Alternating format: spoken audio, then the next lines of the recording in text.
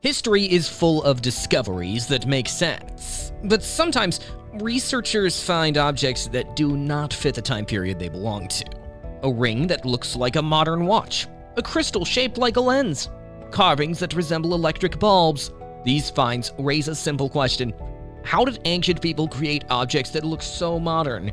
Today, we will look at 5 unusual discoveries that continue to confuse archaeologists and spark new questions about the past. Number 1. The Swiss watch ring. In 2012, archaeologists opened a 400-year-old Ming Dynasty tomb in China. While clearing the soil near the coffin, they found a tiny metal object that looked completely out of place. At first, they thought it was just a decorative ring. But once the dirt came off, the team realized it looked almost exactly like a miniature wristwatch.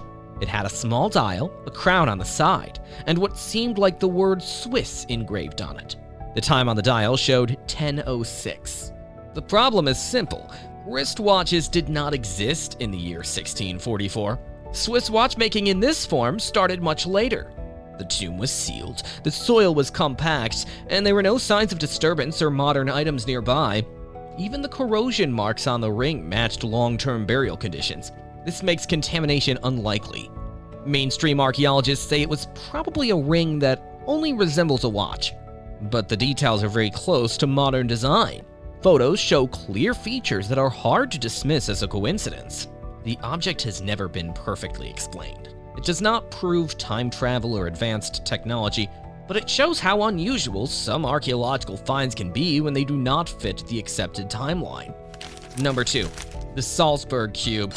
In 1885, a coal worker in Austria broke open a piece of lignite coal and found a metal object inside of it.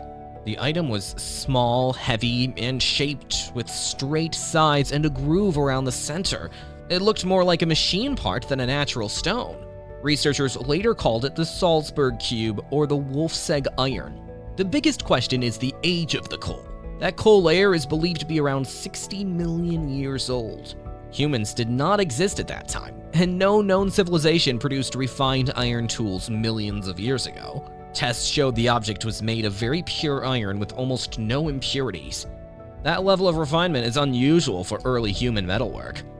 Some scientists argued it might be a meteorite, but meteorites usually contain nickel and other metals that were not found in this object. Others suggested it slipped into the coal layer through a crack long after the coal formed. But mineral deposits on the surface match the inside of the coal, making that explanation uncertain. The cube is not proof of advanced ancient technology. It is simply an object that does not match the layer it was found in.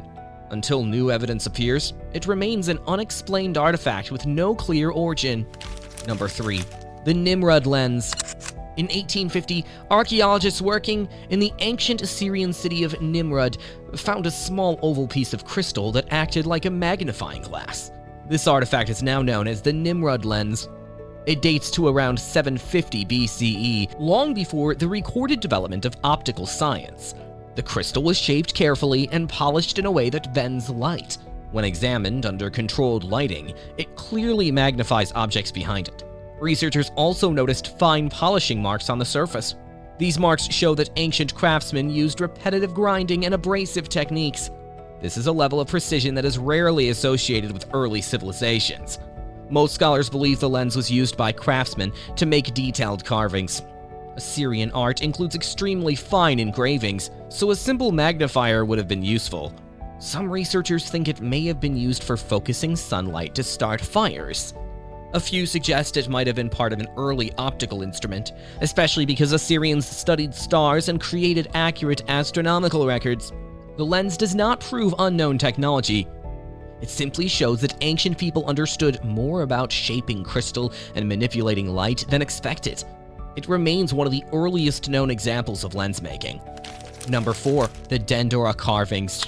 In the Temple of Hathor in Dendera, Egypt, there's a chamber with carvings that look unusual to modern viewers. The images show large bulb-shaped objects with snake-like forms inside them.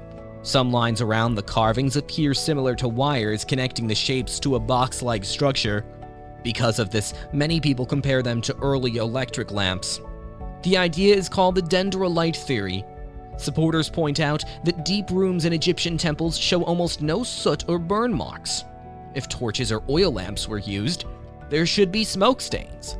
The walls are clean, which makes researchers question how people worked in dark areas without open flames. Mainstream Egyptologists say the carvings are not machines. They represent religious imagery. The bulb shape is interpreted as a lotus flower, and the snake inside represents a deity linked to creation and energy. This explanation fits known Egyptian art styles. Even if the carvings are symbolic, the lighting question remains open. Some believe the Egyptians used polished metal mirrors to reflect sunlight, but experiments show that mirrors lose brightness quickly. The debate continues because there's no single answer that fits all the evidence. Number 5. The Lovelock Cave Bones. Lovelock Cave in Nevada is connected to a Paiute tribal legend about unusually tall people with red or light-colored hair. For many years, the story was treated as a myth, but in the early 1900s, miners searching for bat guano found tools, baskets, and human remains inside the cave. Some reports claimed that the bones belonged to individuals more than 7 feet tall. Local newspapers described a skull so large that a normal human jawbone could fit inside it. Archaeologists later collected more than 10,000 artifacts from the cave, including woven mats, wooden tools, and duck decoys. Hair samples found in the cave were often red or reddish-brown, which matched the oral history of the Paiute people. Official studies concluded that the bones came from ordinary humans and that early reports exaggerated the size.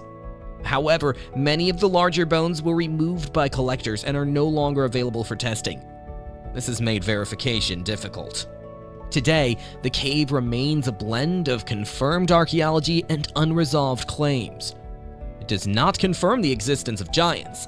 Instead, it shows how ancient stories sometimes connect to physical evidence and how early excavations lacked the careful documentation used in modern archaeology.